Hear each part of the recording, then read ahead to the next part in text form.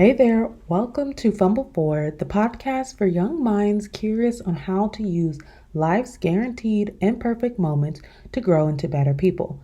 I'm your host, Aquia, and I'm so thrilled to have you join this incredible journey. Over here, we go deep into the uncomfortable, unpredictable, and uncertain twists of life and navigating our relationship with ourselves, others, and God. You might laugh or maybe cry, but hopefully, and most importantly, be touched to live a life with intention. Y'all, I'm so excited. My big sis, Esi, is our guest for today's episode, and we're talking all about how to not wait to live your dream life because the reality is you can be living it right now and you're just having a few little things stopping you. So today I'm going to ask Essie a few questions. I'm curious what she's going to say. We talk about dreams all the time, so this is nothing new for us, but let's let her kick us off. All right. First question is, why do you think people wait to live their dream life? And dream life can be whatever people think it to be: a home, a job, a certain lifestyle, a location, etc. Hey, Aquia, thank you so much for inviting me. I'm super excited to be on your podcast. And first of all, kudos to everything that you've done so far. Thank you. Thank you. You're welcome. In my experience, I believe one of the biggest things is fear. People can be very afraid to do something that they can't predict the outcome, right? We have a goal of the type of dream life we have, dream goal, dream whatever the case may be. But the fear is, can I predict if I'm going to actually be successful? Will I fail? How many times will I fail? And that alone could be daunting, and that can stop a lot of people from even trying. And so I believe that fear is one of the biggest things that stops many people from living their dream life, their dream goal, or anything like that. I mean, shoot, you hit the nail on the coffin there. Fear is such a big thing so many of us face and are trying to navigate and figure out, which is so much of this podcast. And now that you said, okay, fear is that thing that keeps people from living their dream life, what would you say are ways that people can start living their dream life and things that are small and doable for someone that's struggling? What I can say from my experience is first starting with the mind.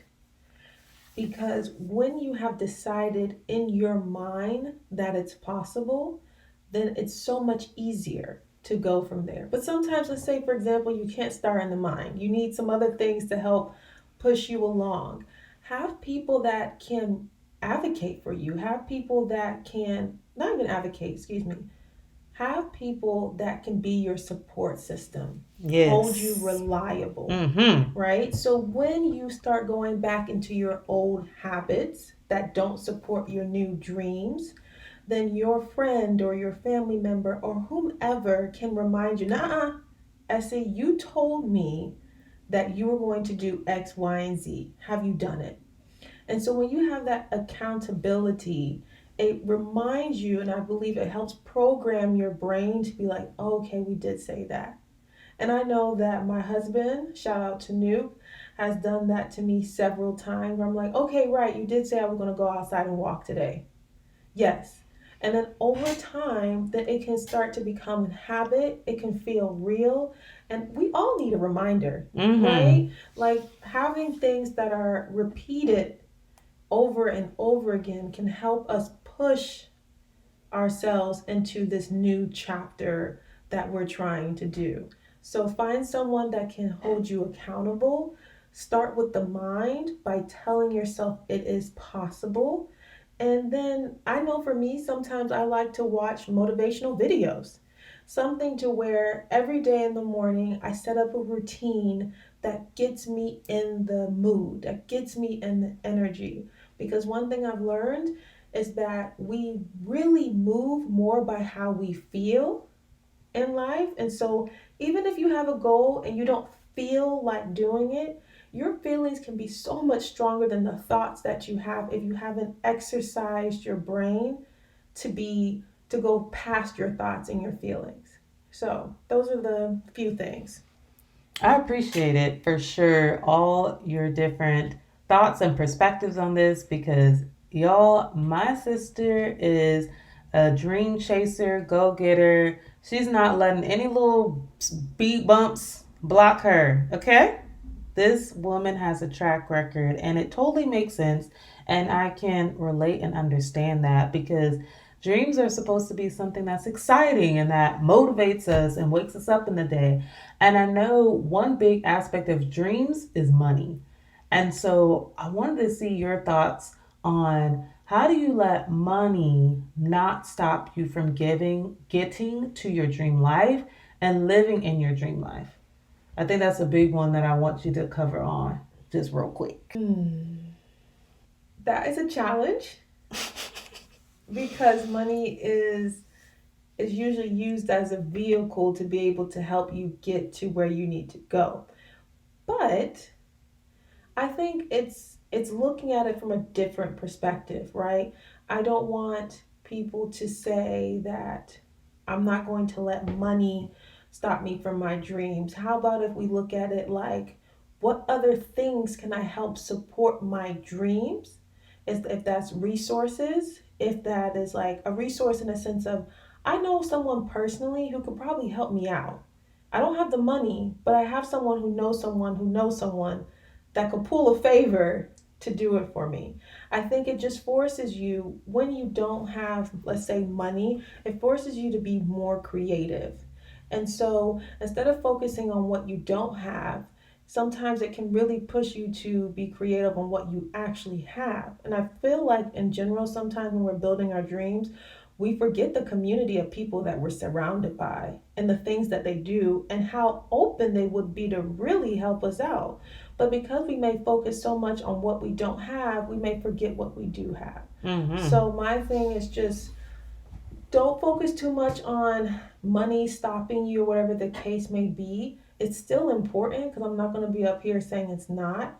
But just think about other ways or look at it at a different perspective where it actually helps you and not stops you and feeds into the fear again of, well, I don't got enough money to do it, so I knew this wasn't going to happen.